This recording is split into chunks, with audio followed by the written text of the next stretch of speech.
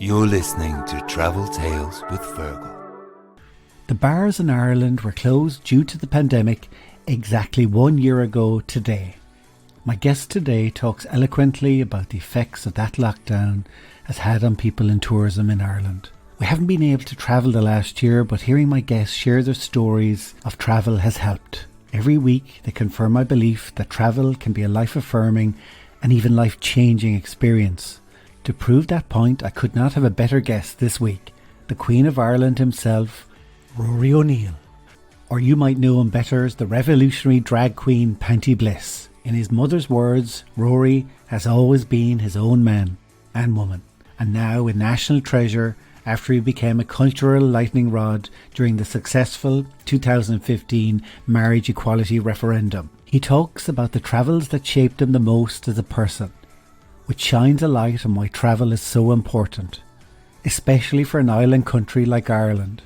Travel opens our country to the world, and ideas of how a modern society can be run are brought back by travellers, making our people and country a better and much more fun place to live. I look forward to sharing the places and trips now that influenced Rory's life, including south of France, London, Trans-Siberian Railway, Tokyo, Sydney, just to name a few of the places. So Rory, you're very welcome to the podcast. I really appreciate it. The reason why I originally reached out to you is because I saw up on social media a comment. You had been on TV and I'm a publican, and you were the first person that I heard, talking and saying, this concept of hospitality being expendable and the idea that 70% of the population are saving, because I do a slot every week on Tip FM. And I'm always going, you can use that money that you've been saving to do this trip, but in the back of my head going, what money, I have like an irrational thing about it. This is like, sometimes I'll see, a friend of mine got a new fireplace recently. He's putting up pictures of his new fireplace. Or I saw this woman, it's during lockdown, so she clearly didn't just come out of Brown Thomas, but she looked like she just coming out of Brown Thomas. She had these big bags with fancy pillows in them, fancy cushions. And I had this irrational, sort of annoyance about it. Like, you're buying fancy cushions, Exactly. But it was lovely that you said it, because it's important that people hear that. I mean, I was saying it because it was annoying me that it wasn't being discussed much. But I also kind of just assumed that everybody knew it, but it turns out that everybody didn't know it. And I was a little annoyed because although I feel that people know that technically, I don't think they feel that. And so the discussion was always, our industries were always being presented as just this problem that had to be fixed. And the problem was they had to close us. And as soon as that decision was made and, all the pubs were closed and venues were closed and all that, it felt like, that's it. Okay, that's not fixed. Let's move on. And I was like, no, that isn't fixed. The fix that you did has this massive, huge impact on us. So, although I mean, in fairness, I'm glad I live in Europe, because obviously I know a lot of gay bars and all of that around the world. See, for example, a very well-known one in San Francisco recently had to be doing online telethon fundraiser things because they aren't getting anywhere near the kind of support that we're getting, to help us attempt to struggle to the end of this. And even as you said, it's that little irrational thing where, we actually closed before the Paddy's Day because we knew it was the right thing to do in our nightclub, because we said it is the right thing, but then it's also the part where you go, yeah. And that's also, I was trying to be super clear about that anytime anybody asked me about it, that I wasn't arguing against the restrictions. I understand why they're there and I understand why we're closed. I'm not some sort of COVID denier, yeah. But I feel that, the huge sacrifice that we've been asked to make on behalf of everybody has pretty much just been ignored to an extent and certainly underappreciated. And my attitude is, no matter what the situation or how long this goes on, the other 70% of the population should have to take some financial pain, if necessary, to support the 30% who've been asked to just give up everything. So it was this, like in so many of these things, it was this small grain of a sense of unfairness about it that annoyed me. I'd like to talk, because the reason why I started doing the podcast was to not be thinking about things like COVID and to kind of think of happy memories of past travels.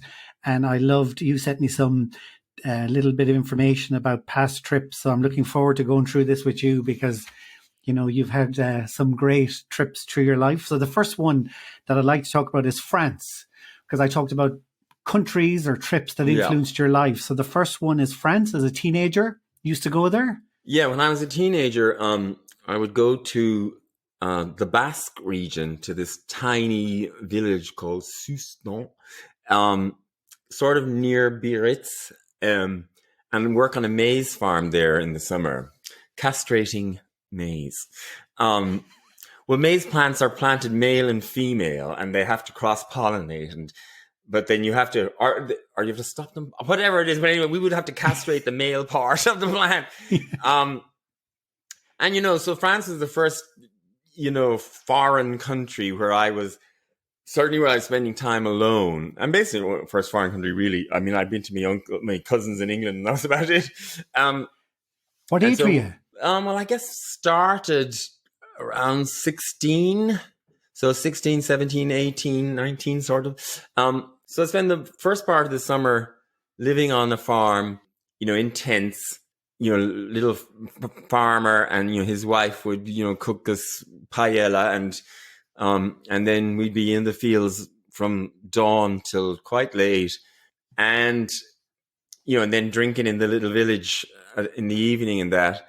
And then when the season finished, you know, the summer wasn't over, I would then, and this sounds absolutely insane now, but I would just hitchhike around France and mostly just head down towards Montpellier and take whatever lifts came. So it could take a long, you know, time and stop along the way. And I had the tent, and it seems insane now, teenager hitchhiking down through France. And there were, when I think about it, some pretty sort of scary incidents, you know, or weird incidents along the way. And, you know, I'd almost no money. I mean, working on a maize farm doesn't pay you anything. But as long as I had enough to get as far as Montpellier, because then I would work on the beach for a few weeks selling, you know, ice creams and cokes and, you know, beignet aux pommes and all of that. So, you know, it was very much mad 1980s stuff that, like, you know, my parents were fine about it. I mean, they knew I was hitchhiking, I guess, but maybe I didn't sort of give them the full details or something. But, you know, it was super fun. I was young. It was all new to me. My French got pretty good over the years. Down in Montpellier at the beach was, you know, really hard work, but sort of idyllic too. And it all felt just, you know, so exotic to me in a way. And of course, it was all sort of down in Montpellier, down at the beach. It was all sort of run by, you know, local shysters, you know, who would like drive up with these vans, and you had these two giant ice boxes, an ice box in each hand, and a basket thing around your neck. So the beginning of the shifts, you know, it was heavy. It was hard going. And you'd have like peanuts and, you know, cacahuète, beignet aux pommes, boisson fraîche, cacahuète, chou chou. That's what you shouted on the beach all day. And so you'd sell the nuts and that out of this basket. And then in the two things, in one you had like cans, Coke and all that. And the other one you had, you know, ice creams or whatever. And you just slog up and down the beach, you know, all day. But the more you sold, the lighter they got. And then as they emptied, then you had to sort of make the decision. Do you kind of keep it easy, or do you go back to the van and fill up again? And then it became really difficult again. And then I had my little tricks, because the ice cream one would have dry ice in it to keep the ice cream super cold. But so if you saw a particularly crowded part of the beach, you could stop before you get there. You'd open the drinks one, and you'd knock off a bit of, you know, knock off the dry ice and drop it into the drinks one, into the water. When that creates all the white smoke, you know, then you close on the lids, and then you march into that middle, and then you sort of make a big huff of a noise about sitting down on one of the ice boxes, and then you open up the ice box where you know you've created all the icy smoke, and it pours out, and you pull out a can, and then you'd sell, you know, quite a few cans in that little area. And then at the end of right towards the end of the summer, I'd then hitch over to Cannes, where years previously this French girl had come to to our house in summer to learn English, and we had sort of stayed in contact. And her family turned out to be very wealthy, and they had like a summer holiday apartment thing in Cannes. Spend a week with them in beautiful, swanky luxury before going home. So that was was that your introduction to hospitality? And performing, wasn't it? On the beach. Well, there's probably more performing happening around the campfire on the farm some nights, whatever. I also lost my my lady virginity on that farm in a tent to an older girl from Leeds who basically demanded her wicked way with me. And were you, had you come out at that stage? No. Maybe by the very end, but I was like 16. I came out in college, so just sort of as that sort of period of my life, I guess, was sort of ending. But I sort of fell secretly in love loads of times there, with other beach sellers, or I fell in love with this gypsy boy, from the Basque region who took me to Lourdes in his beat up old car and everything. It was all very, romantic and wild, but. So the next one that I want to go on to is London. So you went there during college summers. That must be amazing. I did. So, I made the first, couple of college summers. I was still going to France, and then I guess it was after I'd come out and all of that. And my older brother, or one of my older brothers, is also gay, and at that time he lived in London, and so I would go there. And when was that? When did I go to college? I think I went to college in 86. So this is probably 87, 88, something like that. So, and I stayed with him. And for me, London was the first sort of experience of, I was only there for 3 months of the summer or whatever. But, sort of living in a big, international metropolis sort of, and everything that comes with that. And because, of course, Dublin is a great city, but in the 1980s, it was pretty provincial and grim and grey and all of that. So, and my brother lived in a nice part of London, so just to sort of see the money around and all of that at the time. And of course, I was a young guy who'd just come out, and my older brother was gay. So, to have this huge, vibrant, massive gay scene, to run around after work, because I worked in a restaurant in Covent Garden, and then, after work would go out until all hours dancing in these giant clubs and everything. It was all, a revelation to me from, provincial Dublin at the time and everything, but super exciting. And it's really where I first got a taste for, nightclubs and weird performance and all of that sort of thing. Because I never, we didn't really have that in Dublin at the time. We didn't really have nightclubs in Dublin at the time. You just had restaurants that at nighttime would sell you wine and play music. So just all of that was a real, eye opener and sort of game changer for me. Yeah. I recently watched, It's a Sin, which was a powerful, powerful show. Yeah. For me, kind of opened my eyes, because, it's like a world that I didn't know. And, that was that time, wasn't it? Where that was based. Yeah. So that was all super familiar to me. I mean, the characters in that show would have been about 5 years older than me, going by the birthday party they had and working it out.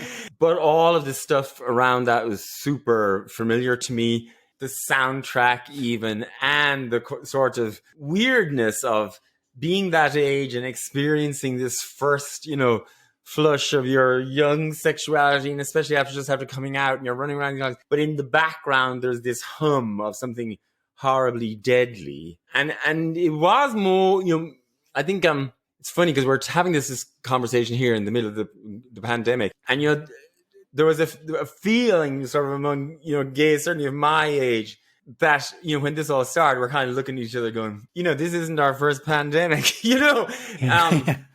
and the first one was much scarier because everyone who caught it died, so it was much more terrifying. The funerals was very much part of your thing, for a long time, and so all of that was something that was something that came up in it, because normally, when you're in your 20s or whatever, that isn't something that you... you don't you don't normally even think about that much. And if it is, it's because you're going to your granny's funeral or something. And you said in a way that you learned stuff you didn't know from much of that. So did younger gays. Younger gays don't really get it either because they didn't, experience that. I mean, nowadays there's really absolutely no need for anyone to die from HIV because there's great treatments and they're excellent. I'm like, I mean, I've been living with HIV for 25 years. And I take one pill in the morning with my breakfast and that's it, forget about it. I'm as healthy as anybody else. So there was just so many sides to all of that because not only were young people having to deal with death and all that, the gay community was also having to sort of come together to fight this thing and to fight for treatments and research and all that stuff because it was being ignored by everybody because nobody wanted to talk about it. Famously, Ronald Reagan didn't even mention the word AIDS I might get the figure wrong, but till many thousands of Americans had already died from it. Margaret Thatcher never wanted it discussed. She was against those ads that went on the radio and the television. She didn't think it should be, publicly discussed. It was just all this ignorance and fear around everything, which made dealing with a thing where all your friends were dying just so much extra difficult. And I think in Ireland, I think everywhere, the sort of general population was shielded from so much of it because it wasn't discussed and all that. But in Ireland especially, because at the time homosexuality was still illegal, for all of these reasons, I think a lot of Irish people even think it's sort of as if it like magically skipped to Ireland, but of course it didn't. But families hid it from the neighbors and, he died of cancer when he didn't. Just gay lives were so hidden then, and so their deaths at that time were extra hidden. I mean, I think probably most Irish people, if it hadn't been that Vincent Hanley's death happened and all of that, they probably wouldn't even know that an Irish person died of AIDS. Right. So, yeah, it's a weird sort of situation. And the other thing I liked about the program as well is that it was one line where the character, he was in his deathbed, I suppose, but he went, we had great fun. And, you know what I mean? It kind of captured that 80s feeling as well, I think that was a great line. I mean, and often I think sometimes you hear people, say that gay people often have a slightly delayed adolescence because in their real adolescence, they didn't get to do all of that exploring. And then they come out at 22 or 1 or whatever it is, and they find their first gay club and they go sort of mental for a while. And it is just super fun. And is your memory then overall, when you look back at that time in the 80s in London, it's happy memories? Is that your... Oh, it is. Absolutely it is. Yeah. I mean, there was this weird, grim, dark thing hanging around in the background all the time. But for me personally, oh my God, the best time of my life. We're sort of London and those early, even back in Dublin around those times, and finding the weird hidden away gay bar in Dublin and all of that stuff. I mean, it was all so exciting and new, and I sometimes wonder, do modern young gay people sort of miss out a little bit on that? Of course, I think it's for everybody, when you're young and it's all new and exciting to you. But back then you really had to make this huge effort just to find another gay person, and even to find out where is there a fucking gay bar, and it was really difficult to find them. And then when you did, you had to be sort of have reached the point where you're prepared to say, okay, fuck all of this doesn't work for me, and I'm gonna crossing the threshold of this weird dingy basement somewhere off Bagot Street, and going into the whole secret underground world. And so it had this really super exciting quality, and almost by default that meant that the other people you met in there were also quite radical in their way of thinking, because they had also had to get to that point. Whereas nowadays, brilliantly, it isn't such a stretch. Graham Norton's on the telly and all of that, and everybody's granny knows where the George is, and and they're playing bingo with Shirley Temple Bar or whatever.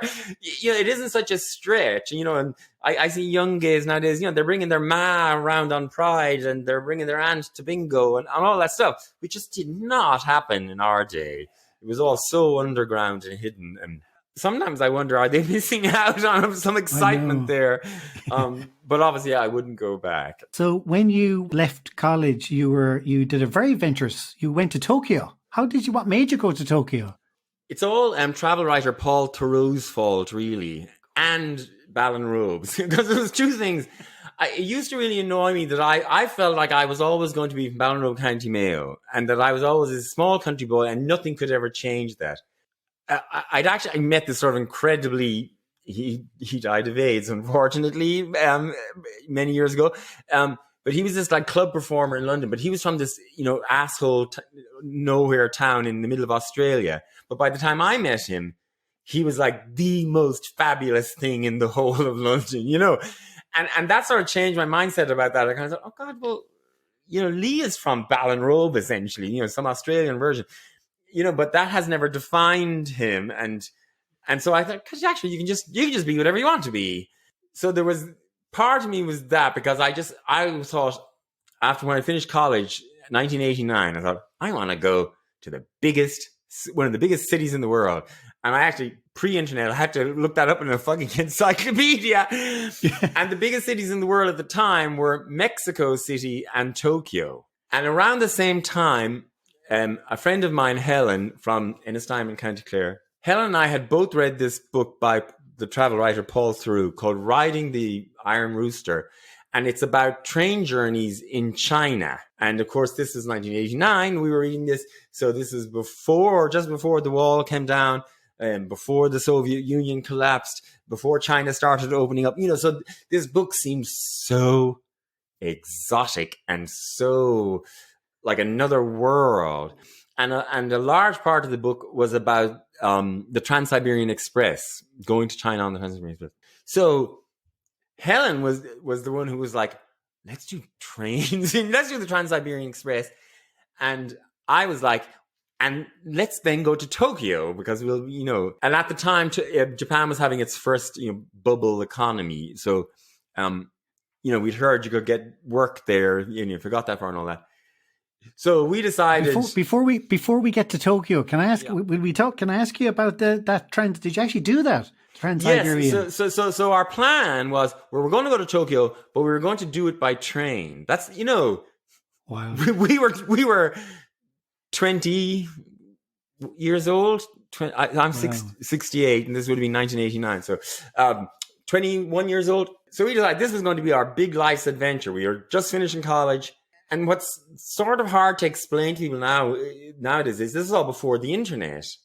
So how do you even get a ticket for the Trans-Siberian Express in the days before the internet and before the Soviet Union collapsed and all of that? Like, it seems like this impossible task, but of course at the time what you had to do was read books. And we read some book that suggested something about Hungary. And then we heard a rumor that there was a university professor in Budapest, Hungary, who could get you a ticket for the Trans-Siberian Express. And being 21 and full of, whatever you are full of at that age, we thought, let's do that. So we apart from a boat to England and a boat from England to France, and much later on a boat from China to Japan, we did it all by train. So we went first to Hungary, and we were only able to do that because it was just after the Berlin Wall had come down. So you were able to get a train to Budapest, but when you got off of the train in Budapest, it's not. I was actually in Budapest last year, working, and I was just like amazed, at how different it is, because when we got off the train in Budapest, there was just like nothing, desolation. I mean, Soviet nothingness, and old ladies, since the wall started to crumble, and so this is the Berlin Wall was down, and the Soviet Union was, the Iron Curtain was slowly crumbling, but none of that had been resolved. But there was, poverty was so bad at the time. And so when you got off the train, there was just all these old ladies standing there offering anyone who got off the train someplace to stay. And so we went and stayed, in an old lady's living room. But so we went to Hungary. My memories are even pretty vague at this stage but we were there for a few weeks trying to find this possibly non-existent university professor who could get you the ticket. But turned out he did exist. Wow. And we did track him down. And he basically all he did was he told us, how to go and buy a ticket to Moscow. And then he just gave us a piece of paper with something written on it. We didn't have the internet, so we couldn't Google it or whatever. Yeah. And so we got on a train to Moscow with no visas, like nothing. But our big saving grace that we didn't know at the time, I have to let the cat in. That's okay. Leave me in suspense. It's always a dramatic moment in the story when the cat. Sorry, I'm giving you editing issues there. Yeah, we had no visas or anything, but we were too stupid really or young and naive to really let that put us off. And what turned out to be the thing that made it possible and saved it is that the Soviet Union and the Iron Curtain was crumbling. And so when we were going through borders, they weren't giving a shit about two Irish, 20-year-olds with bad haircuts. It just wasn't, half the border guards weren't even doing their jobs. You could give them Marlboro cigarettes and you could get away with anything. They were all in desperate economic circumstances, and the whole apparatus of the Soviet Union was collapsing around us, and we just looked out, essentially. And so we got to Moscow and, got out of the train station there, which is even weirder than Budapest because it literally, on the streets, if you got out of a strange city now, you'd kind of look, where's the built-up area, or where does there look like there's more signs and, neon or whatever. Whereas in 1989, 1990 in Moscow, there were no street signs. There were no, there was no economy in that sense, public economy. So, you got out and you couldn't tell where was the city centre or whether you were in it or not in it, or, it was just like nothingness. But we had that piece of paper. And of course, people were kind of afraid to talk to you anyway. I assume that, they wouldn't have had English. But there was that fear quality still at the time in Moscow. So we, gave this man, who we hoped was a taxi driver, this piece of paper. And he just drove us to a totally nondescript office block.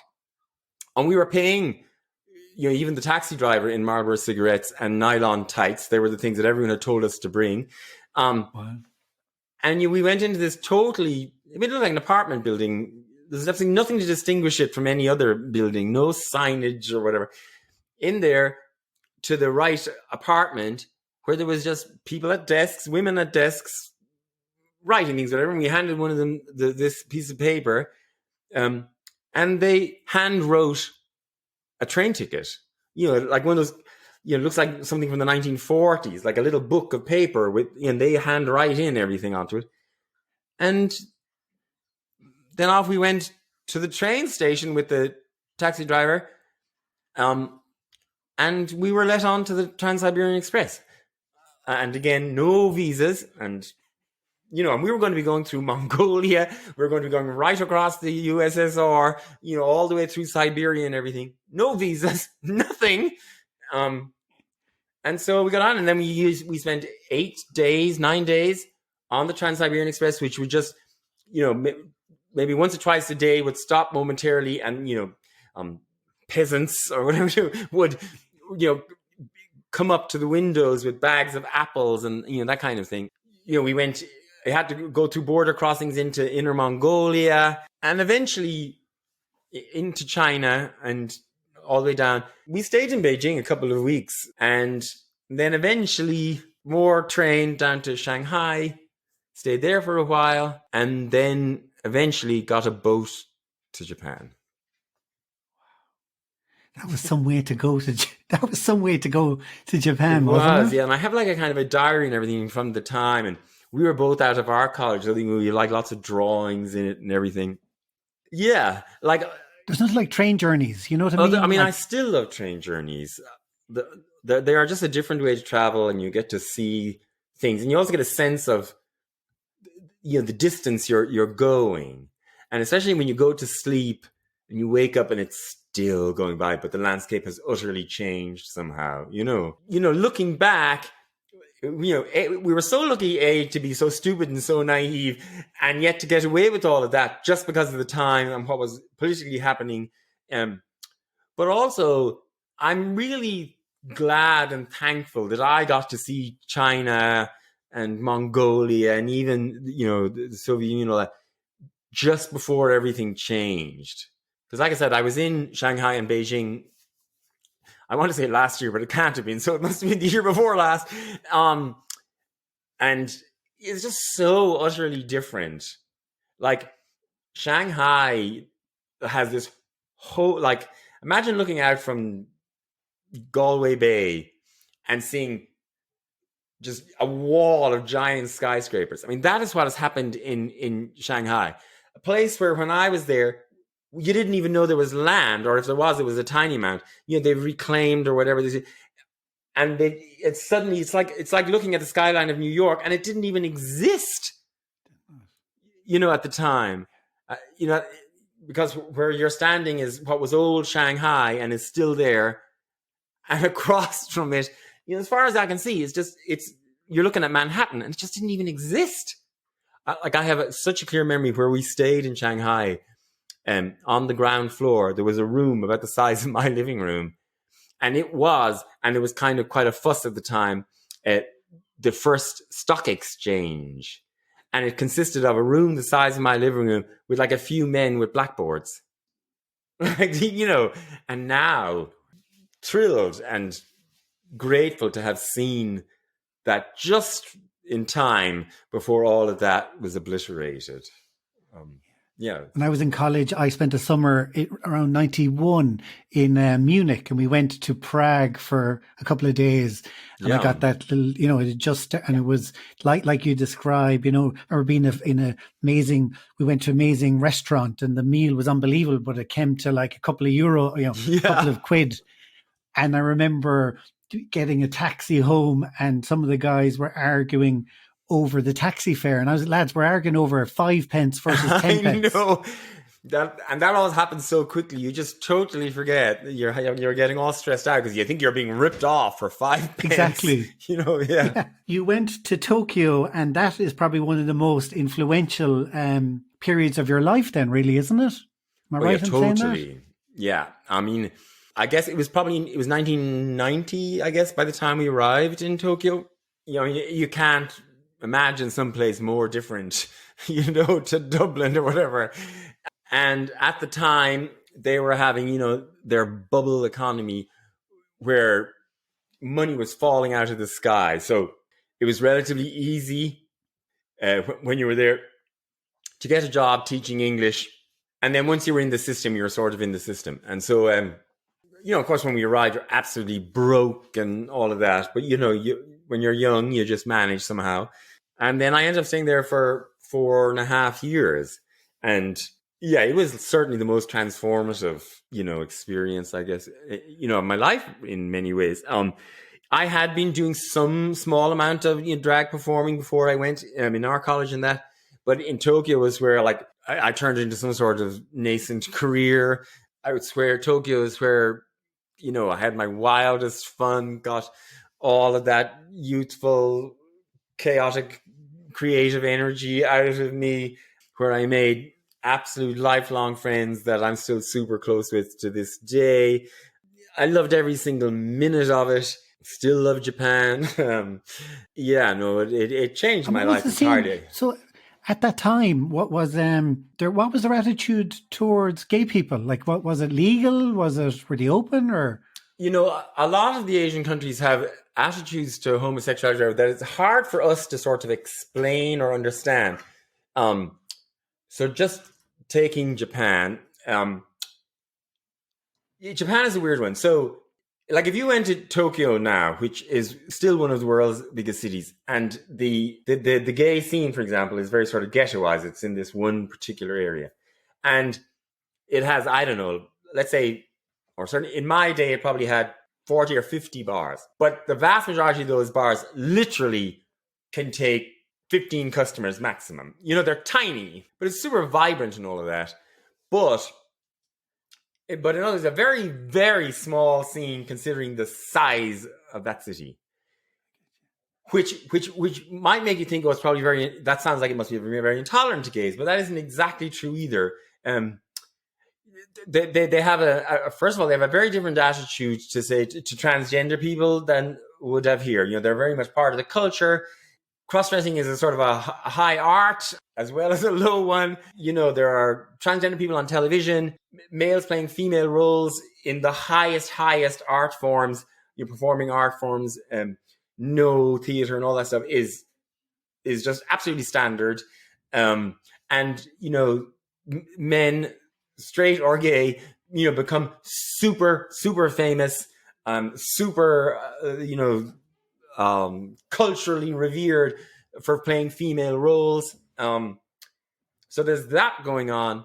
But the biggest, hugest difference is they absolutely separate sex from your life in a way.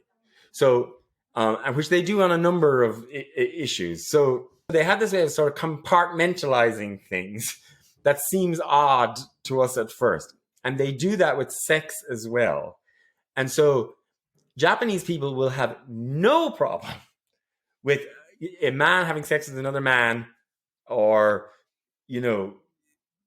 going to one of their hosty clubs. They have these clubs, where there's kind of a sex bargain involved. Absolutely no issue with that, because the sex act to them is not moral. It's not, they don't have the same concept of sin that we have. They don't believe in sin like we believe in sin. So there is no moral objection to you doing whatever you want to do. And which is why they're probably, you often read about their kind of weird, what we see as kinky business stuff, like whatever, selling schoolgirl knickers out of machines and all this kind of weird stuff. Because to them, that is not any kind of moral or social issue. That is just, however, the social issue around living a gay life is massive, like much bigger than ours. So you can be, as long as you get married, have the 1.4 kids, stay on the company ladder, work your way up in your suit every day, then they do not care, what you might be sticking your willy into on a Friday night or something. It's not, and that's there are separate things as far as they're concerned. But if you don't get married, if you had a boyfriend and all that stuff, that is so beyond, the socially acceptable scale of things there, that is a massive pressure. And that is why people who are, fully, embracing what we think of as a gay identity are fewer. There are millions of them, of course. It's a massive country, and it's generally a super safe country and all of that. So there wouldn't, they wouldn't generally be getting like beaten up on the street or anything like that. But the social pressure to conform, and that includes getting married, having kids, having a wife, even if it's, all up front. The social pressure to conform in those socially acceptable ways is much greater than here. True. And so when you were were you doing drag in a bar? Were you is that when you started? No, mostly in clubs, in clubs, from sort of the small, tiny ones in the gay to huge, gigantic ones that were much more mixed or whatever. In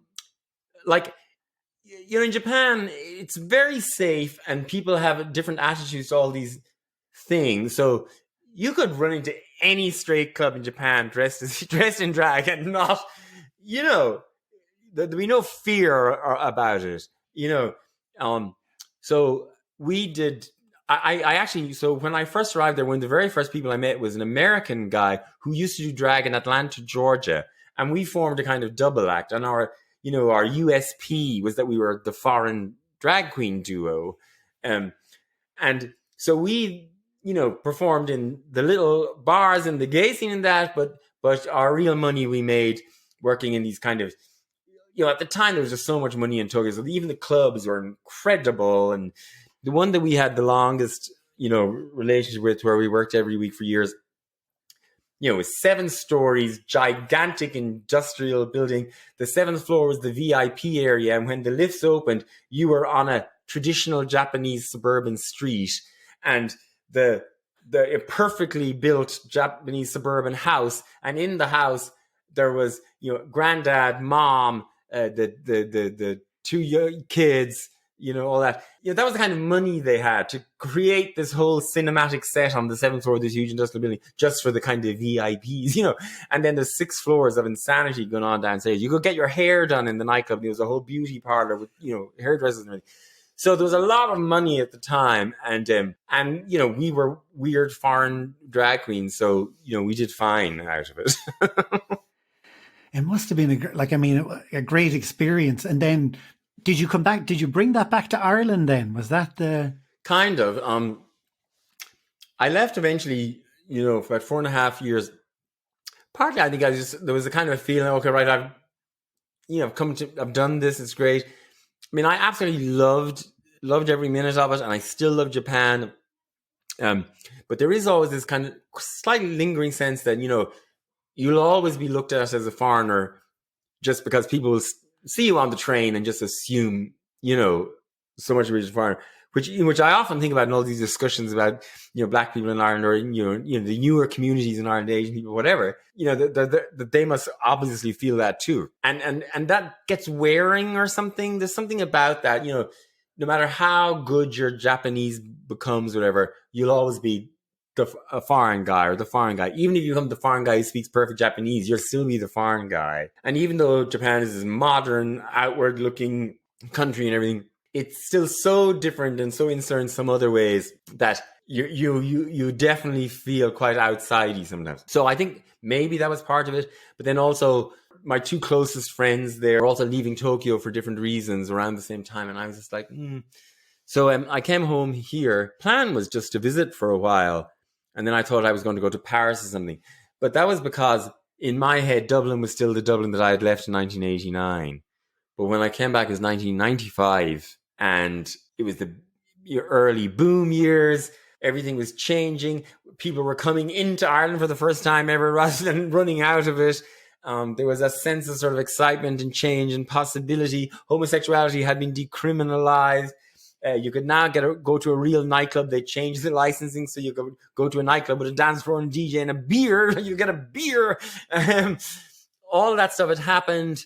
The city was changing in front of your eyes. They were building, apartment buildings. The Lewis was being built.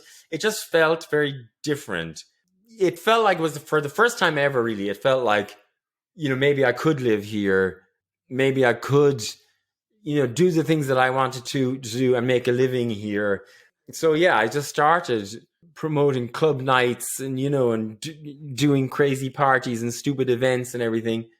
And there was no real club drag tradition here at all. We had a small, cabaret tradition. So there was like Mr. Pussy had been around since the 1970s. Whereas the thing that I sort of become involved with through London and Tokyo was, the wild, crazy club draggery, nuttery. And there was no tradition of that in Ireland at all. So when I first came back and I needed to get some sort of steady kind of work, thankfully a friend of mine owned a store and I sold jeans in the meantime. But what I started getting dressed up in crazy drag every night and going to a different nightclub every night, trying to find ones where this seems like, a scene I could work with. And the one I found most suited was, it was called Strictly Handbag. It ran for 15 years or something. And it was quite mixed. So I went to lots of clubs just made myself the sort of the life and soul of the crazy life and soul of the party. And I picked that was the one. It was in the Kitchen nightclub, which had just opened, the U2 associated one. And I went there a few weeks in a row, made myself the funnest, craziest person there. And then I said, pay me and I'll come here every week. And that's how I got the first steady drag job. 25 years later or whatever, I'm still here. Okay, so the 5th and final place that you picked was Sydney. Like when I went to Sydney in 2000, I used to live up the road from... was that the Olympics year? Yeah, 2000. It was actually. You're right. And yeah, because that was a great time to go to Sydney. Yeah. I remember we had friends who were, my wife is from Meath, and she had friends who lived in Sydney who, the route of the gay parade, they had an apartment and she had loads of gay friends and we went to a party during the gay parade and everyone was dressed up. Yeah, And it's I loved madness. it, the energy. Yeah, I have been in that parade on the Irish community's float 7 times, I think 7 or 8 years. So I've been going to Australia most years for maybe the 10 more years or something with my shows and that. And then about maybe 10 years ago or something, there's a little Irish kind of gay club, for members of the Irish community. And they hooked up with, there's a girl from Dublin who's not gay, but she's one of those, we knew her when she was in Dublin. And she just knew all the gays. She was one of those girls. And she ended up moving to Australia, and she works at the Irish consulate in Sydney. And to get them to give some funding to the gay Irish community there to put a float in the parade. And you'll know, but people here don't really know, their Sydney Mardi Gras, it's not like here. It is massive. Like, it's a huge cultural event. It is broadcast live on television. It is built up to St. Patrick's Parade, isn't it? Here, it's much bigger than that. Like, there are millions of people on the street. And also because one of the things that makes it so special is it's at nighttime. Because they want to do when it's cool. The weather is cooler, for the people in it. So it has this look that no other kind of pride parade in the world ever has. And it's so enormous. It takes hours and hours and hours to pass.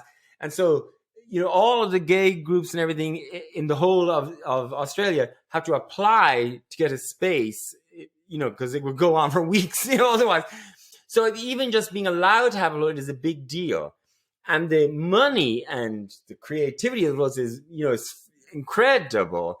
It's hard to explain to non-Australians how major a cultural event it has become. Because, at some point the government decided to pour money into it.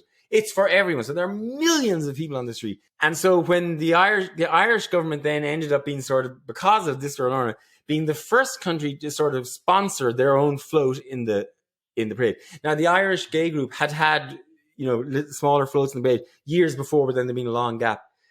But on that first year, and delighted to be part of it because I was there doing my show anyway, so they were like, come on. It won the award for the best, float. And even that is a big deal there. Like, it's a proper award, And so the Irish government, the consulate has done it ever since. And since then, many, many other countries have followed because it's a great opportunity, because it's such a platform there. I remember when I was at that parade, at that party, it was like, yeah, it's on the route, and that's a huge deal in Sydney. To live on the route is a big deal. It was like a box in Wimbledon, Yeah, it is. But yeah, no, you're right. Anybody who lives along the parade route and has a good view, that's very valued, and they have to have a party. And I used to live, when I was there, I used to live at the top of Oxford Street. I used to go to that bar, the Albury, very famous. Yes. Because what I loved, I used to go there. I loved, if someone came from Ireland, give them a flavour of Australia. And it was such a great, that atmosphere, you felt quite open, even straight people or couples and also seeing drag shows, because that was kind of my first time seeing them, properly. Well, they have a great attitude to drag, and they kind of have their own style, which you kind of got a sense of through Priscilla, Queen of the Desert, that movie and everything. But Australians also have Australians have a very macho culture, and if you're outside of, the major urban cities, it's super macho, quite conservative in many ways. But because of the massive international success of Priscilla, Queen of the Desert and all that, they have this fun attitude to drag because it's tied up in their sort of cultural export to the rest of the world. And so they have a super vibrant drag scene. Australia has its own problems, but I love it. Like, getting to go there in the Irish winter most years, as I used to do, and to break up the Irish winter and go to this country where the sun is drenching you, where there's a sort of a, in a sense, a relaxed attitude, to life or whatever, was always such fun and great.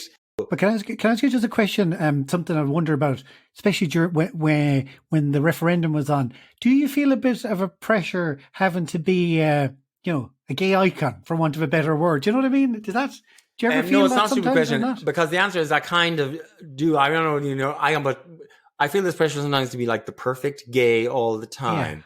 Yeah. And, and I got into all the things I got into because they were punk and two fingers to everything and discombobulating. And they were sort of a fuck you to convention and all of that.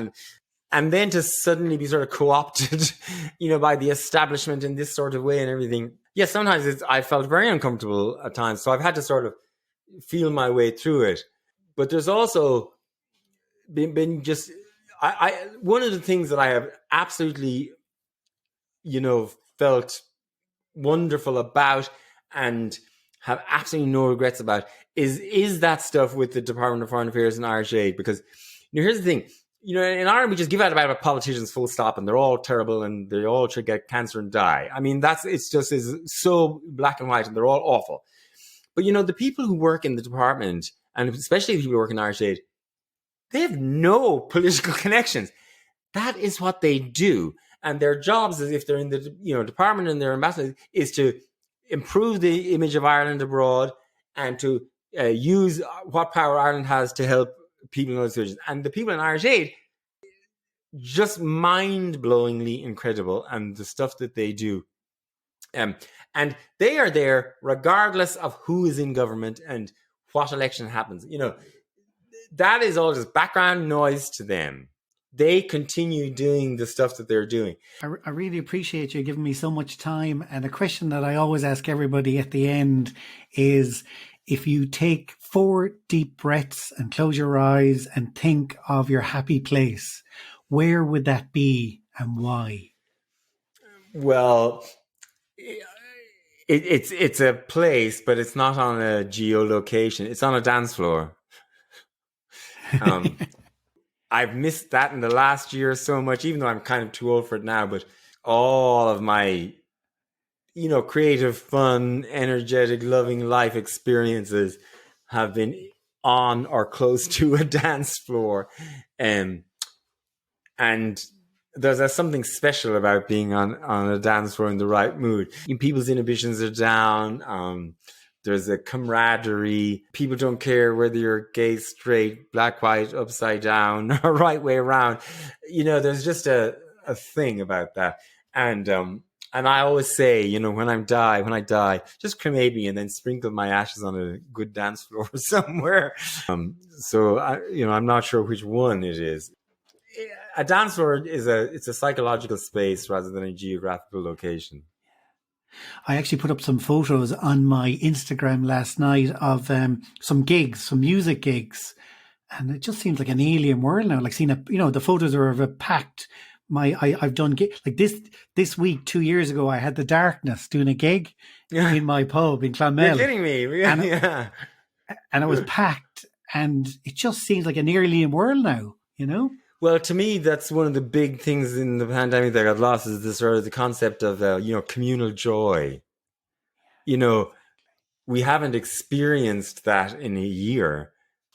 To me, that is like one of the, really basic human needs that comes not long after breathing, eating, and, water. Because every culture, every country, every part of the world, and every time period, we have found ways to have communal joy, music and gigs and even cinema and weddings and parties and all of those things. And in the last year, that has been taken from us. And I don't think that's a small thing. I think that's a really big thing that maybe we never appreciated until it was taken from us. Exactly. And that brings us back to the very start of our conversation about hospitality and bars and nightclubs and all those things being appreciated because what they give to society, because the line I keep telling everybody is that, it's going to be the roaring 20s. Like that when we go back, can you imagine what it's going to be like? No longer will that. So. And I hope they're roaring in Pantibar or whatever, I really hope so. Yeah. Like, I think nobody, if you ask a 90-year-old for their, fun memories, none of those memories are sitting alone at a Zoom screen. That is not what we're going to miss, when we're on our deathbeds. What we're going to miss is, hanging out with your mates, dancing, together, all of that stuff. So, yeah, I don't think it's a small thing we've lost. I think it's a very big thing we've lost, and people have been slow to recognize that. I would ask if you could please subscribe to Apple Podcast so a new episode will appear in your library every week. I would also really appreciate if you could leave a rating and a review, as it helps others to discover this podcast. To find out who's on every Tuesday, please follow me on Instagram and Facebook at Travel Tales with Fergal. Stay safe and keep dreaming of future travels. Travel Tales with Fergal.